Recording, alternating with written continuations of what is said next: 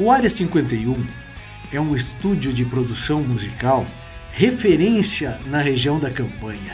Localizado em Bagé, o espaço conta com salas controladas e acusticamente tratadas, garantindo assim uma melhor qualidade de som. Oferecemos todos os serviços de áudio profissional, desde sua produção musical completa até a criação de jingles, spots comerciais e muito mais. Fuzz Marketing, branding que conecta, performance que converte. Atendemos as principais marcas da região da Campanha. Siga o Instagram, @FuzzMKT, e vamos dar um fuzz no seu negócio.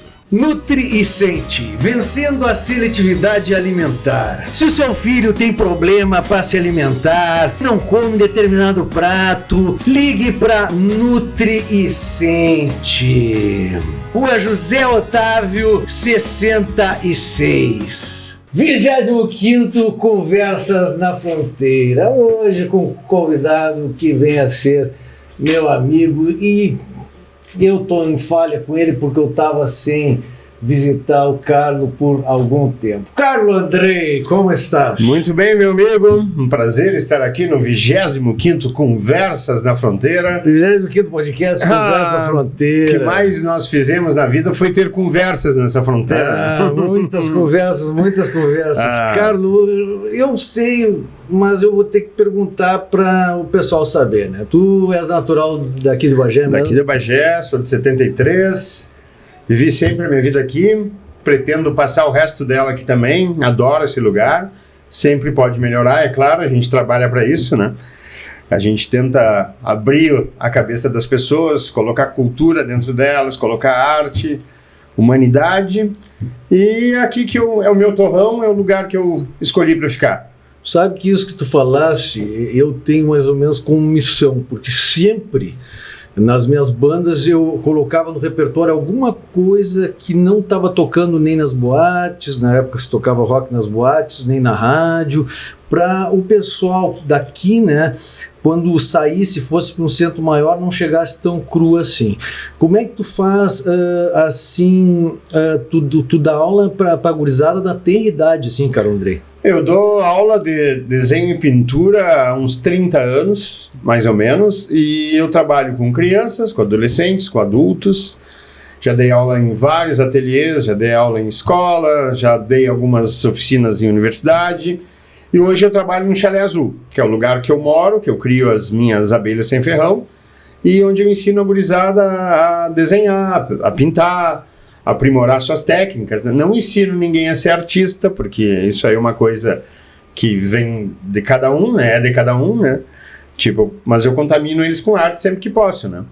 Como é que a coisa funciona, a minha forma de desenhar, o jeito que eu arranjo as minhas inspirações. E sou muito feliz com esse meu trabalho aí. Me sinto importante no que eu faço. E como é que foi uma coisa que eu nunca te perguntei, quando é que brilhou para ti esse gosto assim pela arte, pela pintura? Eu minto muito para os meus alunos que o meu primeiro desenho, minha primeira pintura foi feita com meu cordão umbilical no avental do doutor do Fayad, que foi o obstetra lá. Mas eu, desde criança, eu desenho. E eu tinha bronquite quando pequeno. Tinha bronquite, tinha muita falta de ar. E o que acontece? Naquela época ninguém tinha nebulizador em casa. Então era aquela mão, me levaram para pronto-socorro para nebulizar. E aí o meu pai era desenhista arquitetônico, trabalhava com o Celso Bulcão, engenheiro. E aí sempre tinha muita caneta e muito papel em casa. Então o pai percebeu que quando ele me dava papel e caneta para desenhar e abria a janela para eu ver a lua, passava a crise de bronquite. Olha só. Esse abrir a janela para ver a lua, todo mundo fumava dentro de casa, né? Então, limpava o ar e eu desenhava, me concentrava em outra coisa. E aí não parei nunca mais, né? Não parei nunca mais. Às vezes... Que idade tu tinha? 6 anos. Eu tenho desenhos meus de 4, 5 anos que a minha mãe guardou.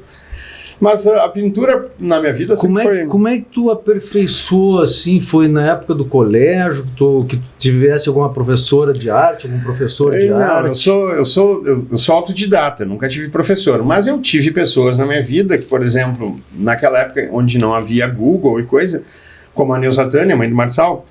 Um abraço para o Marçal! Grande Marçal. E ela tinha muitos livros de pintura, apaixonada por pintura, tinha muitos quadrinhos em casa, todos esses quadrinhos que a gente falava um pouco antes aqui de começar, Druna, Milo Manara, Corto Maltese, que eu amo de paixão, e aquilo ali para mim foi uma janela, entendeu? Seria um Google de hoje. A Neuza Tânia era uma erudita, né? Ela me ensinou a pegar gosto por etimologia, a origem das palavras, e foi para mim foi uma mola propulsora. E os quadrinhos todos que tínhamos à disposição nas bancas, né? Ken Parker, super-heróis, Tex também, Conan, e foi assim, fui desenhando. Durante muito tempo eu carregava uma medalha no peito, né? Tipo, sou autodidata, não tive professor. Mas hoje eu vejo uma medalha que isso imaginária. Uma medalha bem imaginária, porque isso me atrasou um pouco. Se eu tivesse tido acesso naquela época, coisa que não havia na cidade, a um bom curso de desenho, um professor que me apresentasse os pintores que eu curto hoje, entendeu? Teria adiantado a minha vida, mas eu não posso me queixar, eu sou um privilegiado, né? Completamente realizado profissionalmente, eu faço apenas o que eu gosto. Eu não saio 1 centímetro, profissionalmente falando, do que eu quero fazer, né? A minha função é fazer as pessoas amarem arte, desenhar e pintarem melhor e cuidar das abelhinhas nativas sem ferrão, que eu sou apaixonado, sou viciado em abelha. Todos os meses eu tenho que estar me controlando para não comprar mais abelha, eu não tenho mais onde colocar abelha. E é isso, a minha formação foi essa. Muito estudo, trocando figurinha com o Marçal, que basicamente era o cara da minha faixa etária, que desenhava também, desenhamos até hoje juntos, né? E foi assim que eu fui me especializando, né? Sempre fui muito peitudo, né? Tipo, o que eu não sabia, eu comprava tinta, gastava tinta até aprender, curioso, até hoje. E foi assim que a arte adentrou o meu coração. Tá bem. Carlos, tu tinha uma dualidade, né? Porque quando eu já te conhecia, eu te encontrei no Iporã Center uma vez, numa roda de poetisas, que estava eu... Bom, essa parte da poetisa eu não me lembro de ter feito. Tu não te lembra? Não, tu estava pintando. Não, tô brincando. Tu estava pintando, mas estava a Tereza Notti, mãe do saudoso Valmor Notti, saudosa também. A Maria Barcelos. A Maria, que eu fiz a capa do disco Maria dela. Barcelos, exatamente. Tava a Ítala também. Sim, Ítala, claro. Tava Rafaela Ribas. A Rafaela, exatamente. E ali que eu te encontrei pela primeira vez.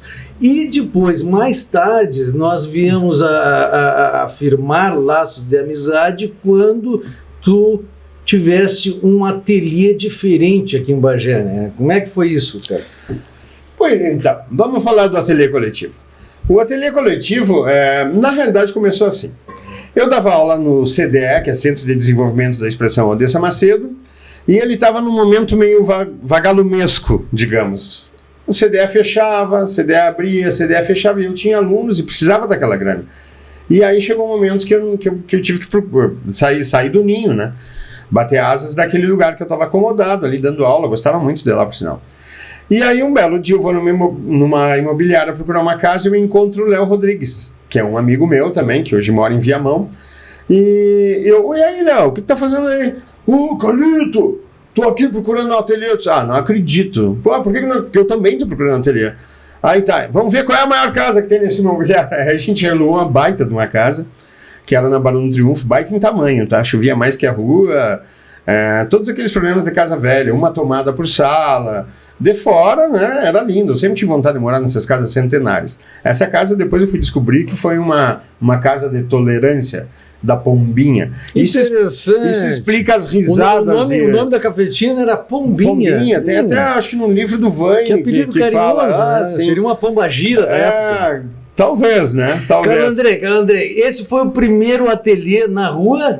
Na Barão do Triunfo, em diagonal com a Fruteira do Zico. Mas o ateliê teve em 4 lugares distintos. Aí, o que acontece? Nós fomos para esse ateliê na Barão, E ali a gente começou a dar aula. O Léo dava aula para os alunos dele e eu dava aula para os meus alunos. Mas a casa era muito grande, tinha espaço de sobra, dava para botar muita gente lá dentro. E aí no final de semana, os amigos para lá, levavam violão, levavam carrom, levavam guitarra, e aí começaram a fazer... Carrom tu arranhava. Arranho ainda. Começamos a tocar brincando no final de semana e começou a ir muita gente, até gente que a gente não conhecia. Aí eu falando com o Julinho, com o Léo, quem sabe a gente não organiza isso aqui e a gente não começa a cobrar. E foi assim que começou. Começamos a trazer shows de fora. A proposta inicial era a gente fazer um negócio de jazz. Só que aí começou com jazz e aí já passou pro chorinho. Eu bati na porta do ateliê coletivo e apareceu o rock and roll. E aí surgiu o rock and roll. Mas nessa casa a gente estava com uma proposta pianinho, porque os vizinhos... Ele fala que a gente teve 4 ateliês, porque desses 4, 3 a gente foi corrido pelos vizinhos. Com toda razão, imagina.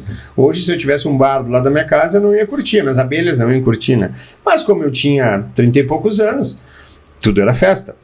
E foi assim, da Barão nos correram para Floriano, da Floriano nos correram para Osório, e aí por fim, chegou num momento assim que eu vi que eu estava incomodando, mas não era que eu incomodasse, é toda aquela função, bateria, tu resolveu sair do jazz e botar rock and roll no ateliê coletivo, a gente acordou a vizinhança. Só piano, alguma coisa assim. Aí nós fomos lá passando o Militão, e ali foi a redenção, né? Não tinha vizinho para incomodar, estava tudo perfeito, socava de gente, teve dias que botamos mais de 300 pessoas dentro do ateliê, foi muito legal. Só que ali eu já estava cansado, já eram 8 anos, eu tinha outros empregos, eu dava aula, eu tinha programa na rádio, eu era militar, eu fazia relações públicas para o exército e restaurava quadros. Essa era a dualidade que eu estava falando antes, tu participava num esquema de alta disciplina e chegava num outro lugar que era completamente libertário, que era o ateliê coletivo. Disciplina, é a mesma disciplina que eu tive no colégio, é a mesma disciplina que eu vejo. A disciplina que eu estou dizendo é a disciplina do quartel e a liberdade do ateliê coletivo. Sim, mas isso aí para mim foi muito bom. Que uma me reprimia, né? Aquele ambiente castrense ali, e a outra me libertava, né? E quando me libertava eu aproveitava muito, entendeu? Acho que isso aí até fez o ateliê existir. Aquela repressão, eu precisava daquele dinheiro, né? Para sobreviver. Naquela época eu não conseguia viver de arte em Bagé. Não era o momento que está agora. Claro. Mas foi muito legal, né? Foi muito legal essa função. Foi muito cansativo, né? Eu estava sempre dando um elástico aqui, um elástico ali para poder estar no final de semana disponível, né? E isso deu mais tempero. Porque se fosse tão fácil assim, se eu tivesse muita grana e pudesse fazer isso aí facilmente, eu não ia curtir, entendeu? Então aquela coisa de vende quadro para pagar um show, para comprar um equipamento, quantas rifas, até tu ficou com um baita quadro, o Blue Train, que tu tem ele, por sinal. Mas comprei por uma boa causa, claro, né? Foi muito interessante essa história. Vamos ver o nosso tempo ali. Foi para pagar o alvará. Sim, olha só. Eu era militar, mas o ateliê estava dando muito certo. Eu estava vendendo quadros, estava fazendo uma série de jazz, eu nem terminava os quadros, as pessoas já queriam comprar. Porque eu descobri um método para vender quadro. Qual é o melhor método de vender quadro? Tu oferecer bebida para as pessoas. E colocar canhão de luz. Então, aquele quadro que agora... Aprendo, donos e bares, com o Caro Andrei. Eu vendi muitos quadros de noite. E muitos eu vendi de boca. O cara amanhã eu venho pegar, ou amanhã ter pago, e nunca mais apareceram também. Mas foi muito legal. E o que acontece? Eu pedi demissão do quartel. Fui lá, me despedi de todo mundo, não sei o que. Não, eu vou tocar minha vida como artista, agora vai dar, o ateliê tá bombando. Só que eu não tinha todos os alvarás. Sabe aquela música do Ney Lisboa? Não ando do lado da lei. E a lei não foi ideia minha. Então, não tinha todos os alvarás, a gente estava estourando na cidade e aí nos caguetaram, né? Tu sabe quem foi, toda a história, mas não é o caso, meu coração não leva a mágoa. E aí eu tive que voltar pro quartel. E o que acontece? Para reabrir o ateliê, que estava selado, a porta selada, eu precisava, além de pagar os alvarás, eu tinha que pagar multa, eu tinha que fazer porta para fora, eu tinha que fazer um banheiro extra, me adequar à legislação, né? E foi o que aconteceu. Nesse momento de ir atrás de dinheiro, vários artistas, foi uma das noites mais lindas de todas as noites do ateliê, foi que todos os músicos da cidade, um grande número de músicos da cidade, fez shows de graça. Sim, me lembro. Né? Tu comprou quadro para ajudar. Foi uma noite bárbara, emocionante, assim, né? Porque, tipo, tava todo mundo compadecido com a função do ateliê, tava todo mundo sensibilizado. Pô, era... até que ponto eu posso falar um palavrão aqui? Fala palavrão que tu quiser, mas eu vou te dizer uma coisa. Era a menor concentração de bunda mole por metro quadrado na cidade. Era sensacional, mas o ateliê coletivo tinha um lance legal, é que era a tua casa, mas no momento que tu entrava lá, ela passava a ser tua casa também, né? Micaça e sucaça. Sim, e foi muito legal, porque eu acho que contribuiu muito para a música da cidade. Por quê? É verdade. Quando eu comecei a fazia os shows daqui, mas eu trazia muita gente de fora. Admito, até às vezes o pessoal reclamava, pô, outra banda de fora. Bom, o que eu podia fazer? A banda era boa, né? E agregar no ateliê. E teve momentos do ateliê coletivo que à noite, por exemplo, em abril, geralmente era meu aniversário, eu trazia shows que nem na noite de Porto Alegre acontecia, entendeu? Tipo Tom de Combo, que era uma de salsa com um panamenho, tipo Imigrantes, aquela banda argentina dos Gêmeos, Roda Viva, Tribo Chico Brasil. Buarque, Roda Viva era Chico Buarque de Pelotas, né? Não, de Porto. Era de Porto. Trazia muita banda de Pelotas, tipo Dona Diná. Tu trouxesse até o saudoso Júpiter Maçã. Trouxe Júpiter Maçã, Vander Wildner. Pata de Elefante. Pata de Elefante são muito meus amigos, até hoje a gente se fala. Pata de Elefante fez vários shows no... Eu trouxe um cara, Nejandre Arbo. Tu conhece esse cara? Não recordo. Nas Alamedas. Era uma dupla, eram dois gêmeos, era o Nejandre, eram primos do Casão. Eram muito famosos na década de 70. Tocaram lá também. E foi muito legal. Por quê? Porque eu acho que toda essa troca cultural que havia dos músicos que vinham de outras cidades, Porto Alegre, Santa Maria, Pelotas, Argentina, isso aí fez com que a gurizada que tocava aqui em Bagé olhasse e, pô, olha o nível dos caras, não que aqui não tenha, tem também, mas eu acho que muita gente ficou empilhada, não, vamos preparar um baita material, vamos tocar no ateliê. Minha casa vivia cheia, tu lembra? Sempre gente atrás de data, para conhecer os músicos, que geralmente eles ficavam, os imigrantes mesmo, vieram a Porto Alegre para tocar, vieram a Bagé, né? Depois foram a Porto Alegre tocar, e aí vieram para Bagé para comer churrasco. Eu hospedei os caras da Pata de Elefante lá num apartamento que era um cubículo. Aí um cara de Cruz Alta, que era meu amigo, chegou no meu apartamento e disse assim, mas esse teu apartamento parece a prisão da PR. Tia, Carlos, assim, ó, nós estamos chegando quase ao final do primeiro bloco, né? Mas a seguir vamos falar de um lance interessante que está acontecendo agora aqui em Bagé, né? Que eu até vou te pedir licença aqui, que é exatamente isto, né? Eu falei isto porque no próximo bloco vocês vão saber o que significa a revista de arte Lambari. No próximo bloco do Conversa Fronteira com meu amigo Carlos Andrei. O Área 51 é um estúdio de produção musical referência na região da Campanha. Localizado em Bagé, o espaço conta com salas controladas e acusticamente tratadas, garantindo assim uma melhor qualidade de som. Oferecemos todos os serviços de áudio profissional, desde sua produção musical completa até a criação de jingles, spots comerciais e muito mais. Fuzz Marketing, branding que conecta, performance que converte. Atendemos as principais marcas da região da Campanha. Siga o Instagram, @FuzzMKT, e vamos dar um fuzz no seu negócio. Nutri e Sente, vencendo a seletividade alimentar. Se o seu filho tem problema para se alimentar, não come determinado prato, ligue para Nutri e Sente. Rua José Otávio, 66. Segundo tempo do Conversa da Fronteira, hoje 25º episódio com o artista Carlo Andrei. Carlo, chegamos ao presente e a revista Lambari, que também eu acho um pioneirismo teu, apesar de já ter tido aqui em Bagé, claro, revistas de arte, né? Por exemplo? Olha, o Vladimir Aguzzi sabe te dizer. Mas, na época do Telecoletivo, o que tinha era o Chopin, que era um fanzine. Tá? Aqui nós temos também. Então, e o que me fala desse lance da revista Lambari, que sim, já teve aqui em Bagé, mas é o pioneirismo hoje em dia. Sim, o que acontece? Vamos voltar um pouquinho no tempo. Como eu te falava, acabou o ateliê e eu me dediquei me recolhi na minha insignificância, cuidando das minhas pinturas, conheci as abelhinhas e, enfim, a minha vida é dar aula de desenho, agregar pessoas no Chalé Azul.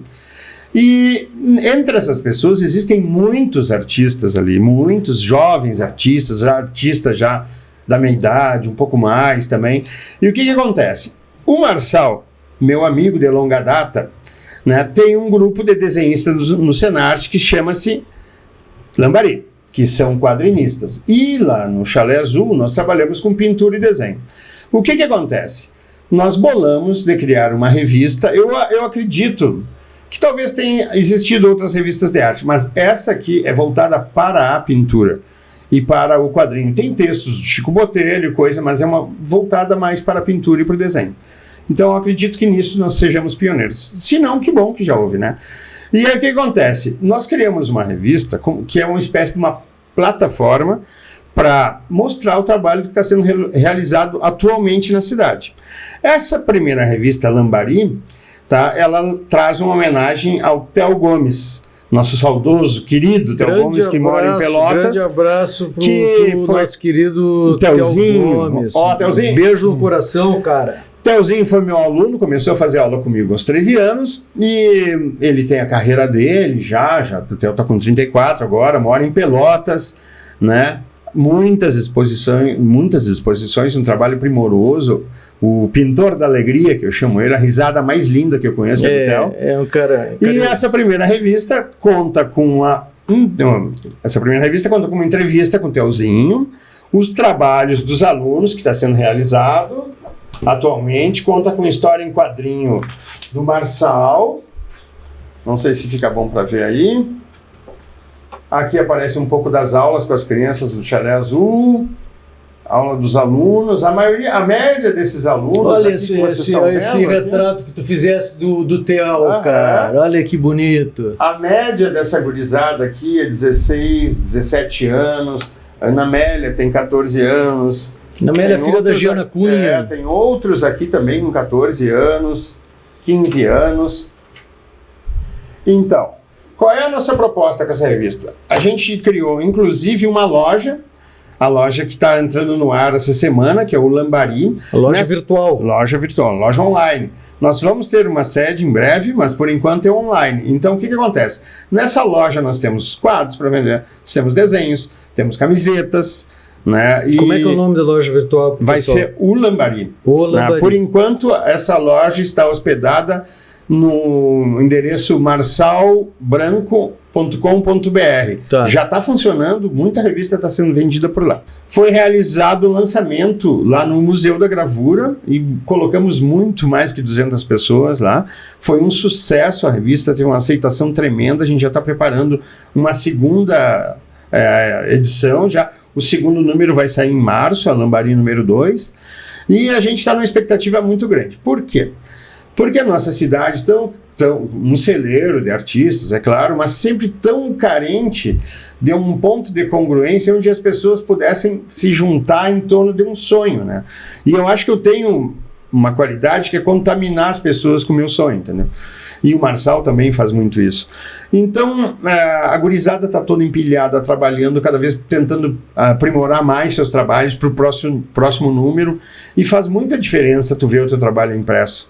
Entendeu? Por exemplo, assim, eu posso mostrar todos os meus desenhos para uma pessoa, mas quando eu pego o meu desenho e ele está numa revista, eu fico 15 centímetros mais alto na hora. Entendeu? Acontece. E é isso. Gurizada, bote os desenhos aí na Lambari, mas não inflem seus egos.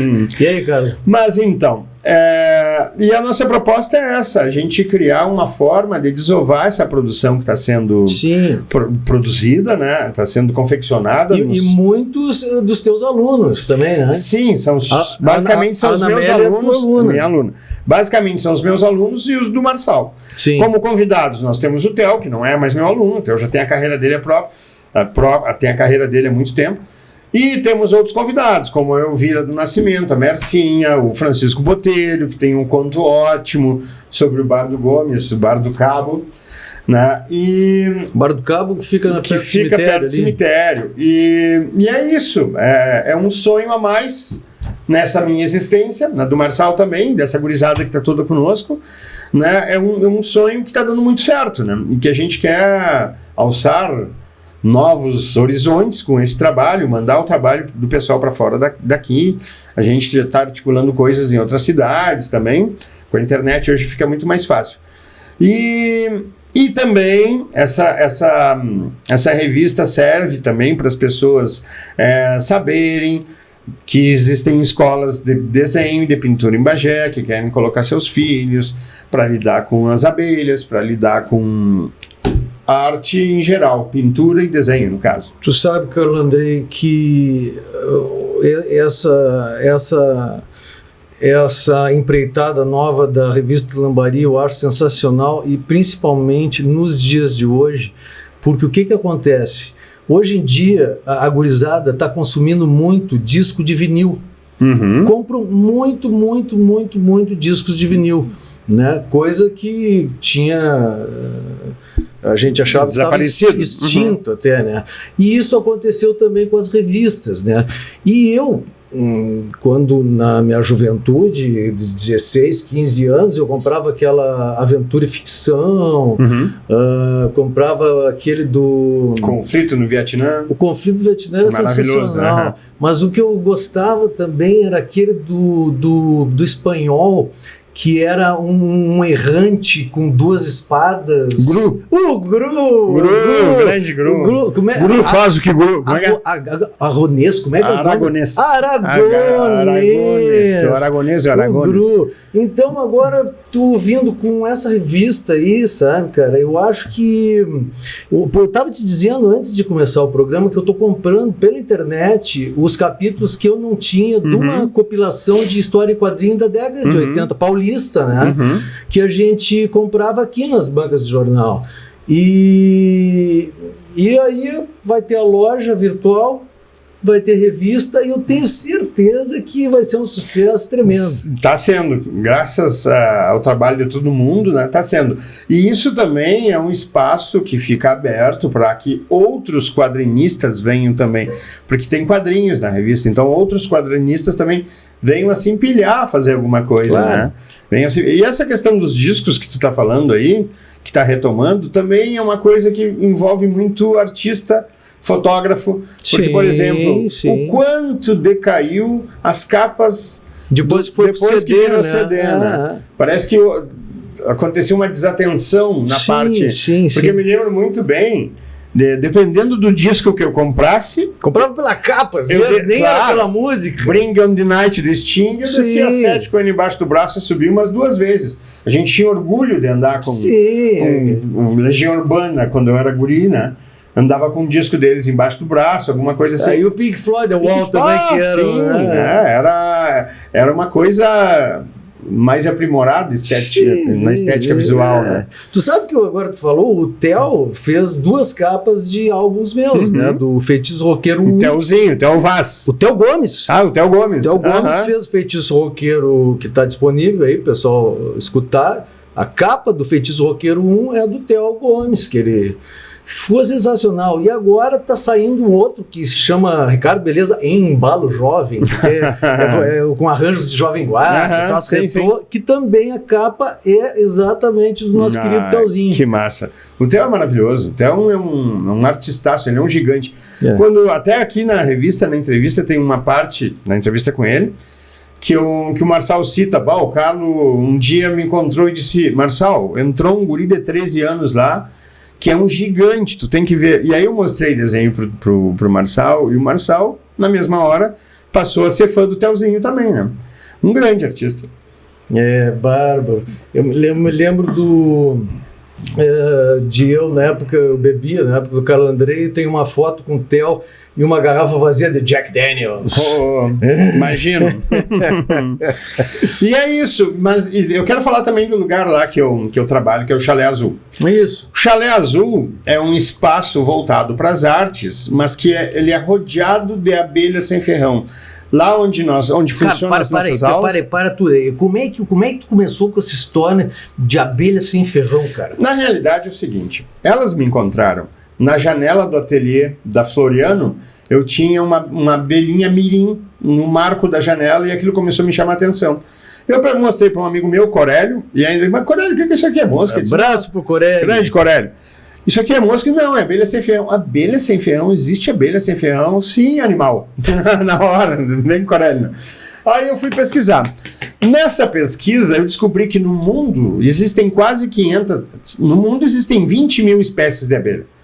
80% dessas 20 mil espécies de abelhas são abelhas solitárias. Abelhas que nascem, crescem, reproduzem, não vivem em sociedade.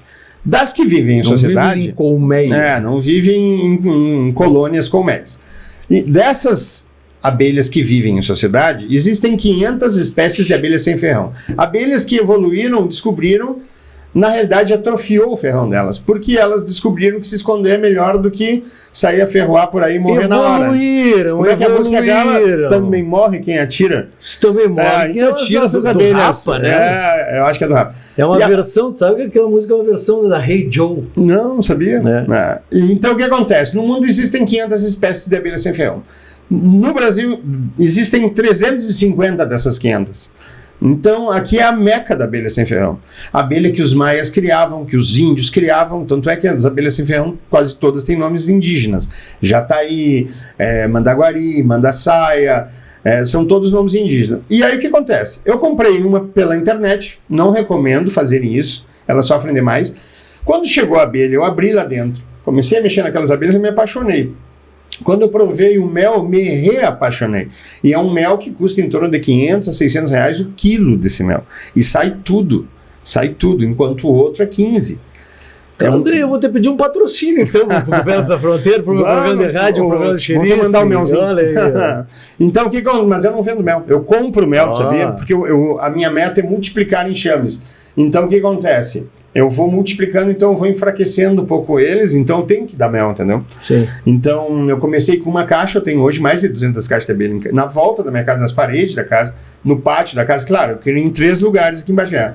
Na minha casa, no Marçal, na minha mãe, né? E na minha sogra eu tenho algumas também, algumas abelhinhas. E elas são abelhas que se adaptaram muitíssimo bem à vida urbana. Por quê? Porque na campanha, onde tem soja principalmente, elas não resistem, né? A glifosato, 2,4-D, chamam de defensivos agora. Mas então, e aí, nesse espaço onde eu dou aulas, as crianças, principalmente as crianças, convivem e manejam as abelhas comigo, e isso dá um empoderamento nelas. Por quê? Por causa da literatura, por causa de todas as informações que temos, a abelha ferroa, do cinema, dos desenhos. E aí, quando as crianças conseguem mexer nessas abelhas, né, mexer nas abelhas sem ser ferroado, poder tomar um mel de canudinho direto da caixa, as crianças se acham demais, entendeu? Claro, cara, tu sabe. E aprendem, é o mais importante, preservar. Porque, por exemplo, elas estão entrando e entrar em harmonia também. Claro. Né? Cara, agora tu falou de ferroada de abelha, sabe o que eu me lembrei, cara? No nosso tempo, a gente, nos filmes que passavam depois do jornal da Globo, passavam filmes. Eu uma vez assisti um que eu assisti várias vezes depois, que era com Humphrey Bogart, Lauren Bacall que era Uma Aventura na Martinica. E o companheiro, que eu não me lembro o ator, nem o personagem, o nome, era o Humphrey Bogart. No. Ele tomava conta de um amigo que tinha problema com álcool, né? E o amigo esse chegava porque ele tinha um barco de aluguel para pescar aqueles peixes-espada. E aí eu só sei que o amigo, que era o alcoólatra, contava sempre uma história sobre uma abelha morta picar ainda com ferrão. Era uma história, isso me lembrou agora. Sim. E agora eu já puxo também para os nossos papos sobre cinema, porque eu sei que tu é um cara que curte muito a sétima arte. O que tem visto hoje em dia, Carlos Andrei? Olha, eu gosto de animação. Tenho assistido algumas animações e agora eu vi o 100 Anos, né? Que eu sou apaixonado pelo livro, li diversas vezes.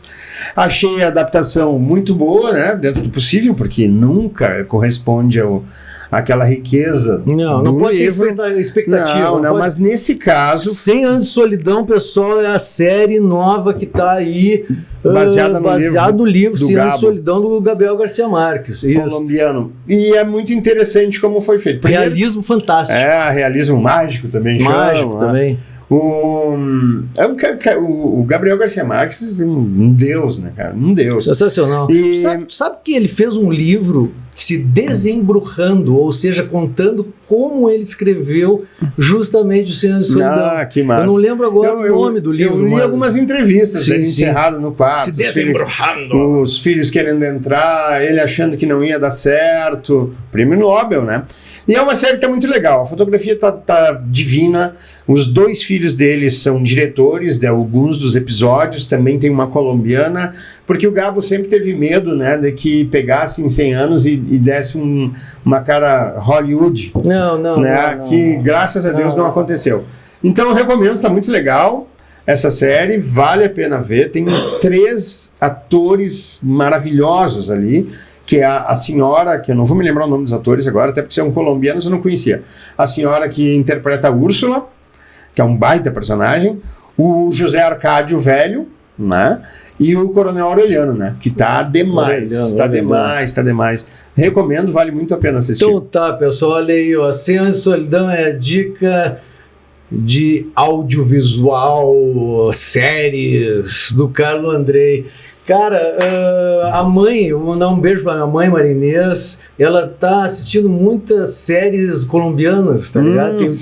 A Colômbia é muito rica, assim, em novelas e séries e tal. Eu não sabia, mas ela sempre tá assistindo uma série colombiana. Carlos, agora... falando em animação, tu falou em animação, eu me lembro que uma época tu tava assistindo direto do Lobo Solitário, não era animação, era filme. Não, filme do não, mas tem a uma série do Lobo Solitário. Sim, na década de 70. Que começou no mangá e foi depois pra filme com cinema. atores. Chegasse a encontrar? Eu cheguei a assistir, não todos os episódios, eu comecei a assistir os primeiros e aí... Ele levava um carrinho. Sim, o filho dele, né? Aquele gurizinho, por sinal, infernal, né? O Lobo Solitário foi um dos primeiros gibis japoneses que caiu na minha mão, assim, que eu me apaixonei. Primeiro pelo jeito de ler gibi, que é de trás para... Né? Tipo aqui, né? No Ocidente, do fim pro início. A gente lê assim, no Japão, é daqui para lá, né? E no início eu achei muito... Geralmente aquela coisa que tu gosta de primeiro, logo tu enjoa, né? Eu fiquei meio assim com ele, mas depois do segundo, terceiro... Foi te conquistando devagarinho. Mas até hoje eu sinto vontade de ler. E as capas eram do Frank Miller, né? As capas eram do Frank Miller. Fazia as capas do Frank Miller, na década de 80, eu li o Ronin e o Electra. Mas tu leu também o Cavaleiro das Trevas. Não, esse eu tenho. Esse eu tenho comprado. Um abraço pro Lissandro Torres, que eu comprei no Café e Prosa. Esse é um dos melhores gibis. Foi tu que me fez a propaganda. Eu não tinha lido o Cavaleiro das Trevas. Tu disse, não, tem que ler o Cavaleiro das Trevas. Tem que ler. Sabe que aquilo ali ia virar filme, né? Com o Clint no papel, né? Imagina, isso aí coisa de 20 anos atrás, o Clint Eastwood ia ser o perfeito. Mas já o Cavaleiro das Trevas 2, que a esposa dele é colorista, e não é por causa disso, né, já não é tão legal. Já não é tão legal. O segundo. Parece que foi feito meio às pressas, assim, não tem o mesmo... Parece que não tem o mesmo esmero e capricho do primeiro. Eu adoro quadrinho, né? Eu sou apaixonado por quadrinho. Tu sabe que do Frank Miller eu tenho também os do Sin City. Sim. São sensacionais. Ótimos. Tem 300, né? Tem vários. Né? Eu gosto muito. E o Alan Moore, tu gosta do Alan Moore? Gosto, mas não gosto tanto como, por exemplo, os meus preferidos. Tá, Frank Miller. Corto Maltese, do Hugo Pratt. O Manara eu gosto bastante, gostava muito quando era mais novo. Valentina, o Bourgeon. Esse aí eu nunca te mostrei. Bourgeon é um desenhista francês que tem uma série, Os Companheiros do Crepúsculo, que quem me apresentou foi a Neuza Tânia. Cara, esse aí bota nas tuas listas de desejo, porque é um dos melhores gibis que eu li na minha vida, assim, e li e reli muitas vezes. E essa função de ler gibi e olhar para os desenhos me fez desenhar melhor. Que legal. Me fez ter mais ideias. Sim. E o que acontece hoje com essa geração de hoje, dessa gurizada de 13, 12, 15, 16, sei lá, de 6 a 20 anos desenharem tão bem? Por que tem tanta gente desenhando tão bem? Vem desenho, vem história em quadrinho. Na nossa época, tu via o desenho na hora que ele passava na TV. Hoje, tu quer repetir aquele desenho 20 vezes. Sim. Eles são mais estimulados visualmente, não estou diminuindo o talento deles, são talentosos, com um estímulo visual muito mais forte do que tínhamos naquela época. Claro. Pandemia encerrou essa gurizada também, encerrou em casa. O que eles vão fazer? Vão ver desenho, né? Vão ficar no celular, ou ver desenho. Então muitos... Jogar games. Muitos foram... Os games também, né? É uma forma de arte, né? Que eu também sou apaixonado, né?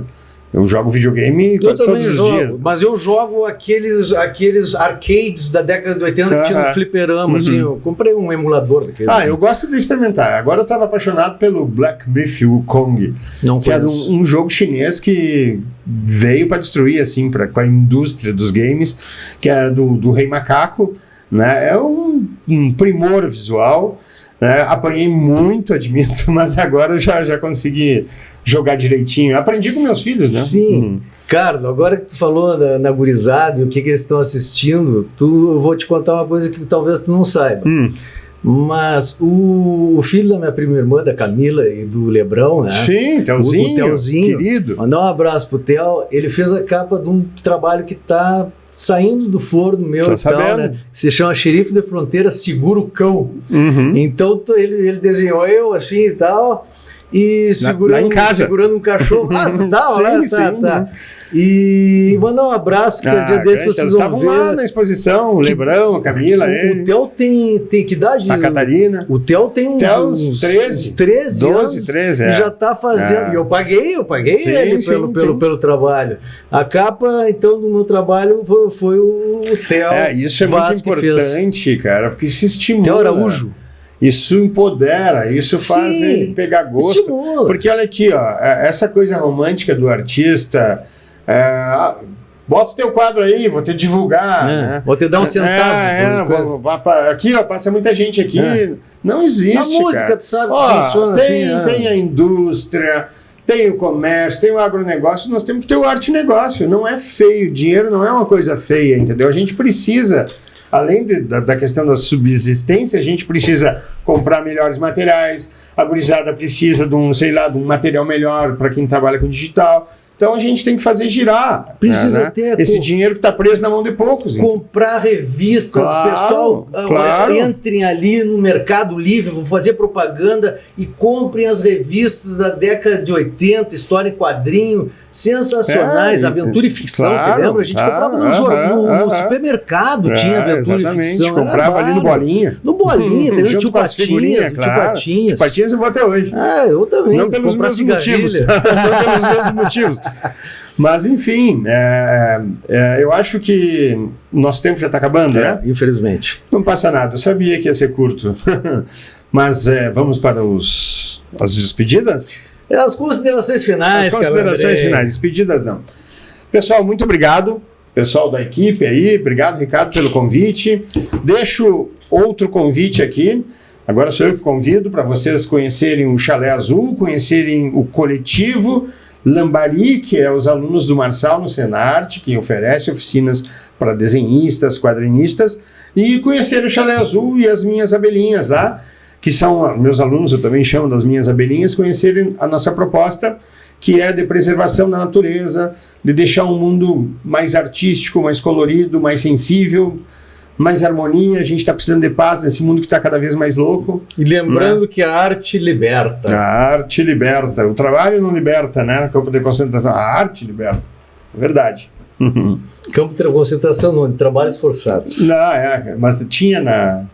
Não, infelizmente, aqueles campos de concentração, aquela coisa horrível que aconteceu na Segunda Guerra Mundial. Bom, pessoal, Carlo Andrei, 25º episódio, tá? Meu brother. Falo brother, é um termo, é um estrangeirismo, mas vamos fazer o quê? Amigo velho, muito obrigado, todo sucesso sempre a ti aí. Igualmente para vocês. Nos vemos na próxima.